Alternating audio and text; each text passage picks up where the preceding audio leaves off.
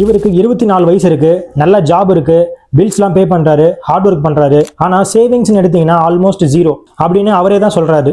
People are earning, மக்கள் சம்பாதிக்கிறாங்க, ஆனா they are not feeling safe. அவங்க நிம்மதியா ஃபீல் பண்றது கிடையாது. சோஷியல் மீடியா நமக்கு என்ன காட்டுது? ட்ரிப்ஸுக்கு போற மாதிரி, கார் வாங்குற மாதிரி, லைஃப் ஸ்டைல காட்டுற மாதிரி. ஆனா இதை யாரும் காட்ட மாட்டாங்க.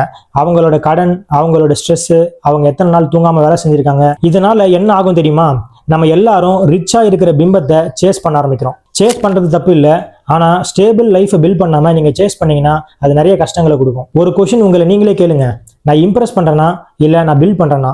இந்த ஒரு லைன் உங்க லைஃபையே மாத்திரும். ரியல் வெல்த்னா என்னன்னா அமைதியான மனம், பயம் குறைவு, டிசிஷன் எடுக்கிறதுக்கு ஃப்ரீடம் இருக்கு. லக்ஸுரியா தெரியிற கார்லாம் உண்மையான லக்ஸுரி கிடையாது. இந்த நிம்மதி தான் உங்களுக்கு ரியல் லக்ஸுரி. நம்மளை ரிச்சா காட்டிக்கணும் அப்படிங்கிற ஆசை நம்மளை டெம்பரரியா மட்டும் தான் காப்பாற்றும். ஆனா ரியல் ஸ்டெபிலிட்டி தான் நமக்கு எப்பவுமே பர்மனண்டா கூட இருக்கும். இது வெறும் சர்ஃபேஸ் தான். ஃபுல் யூடியூப் வீடியோல இதை விட கிளியரா பேசியிருக்கேன்.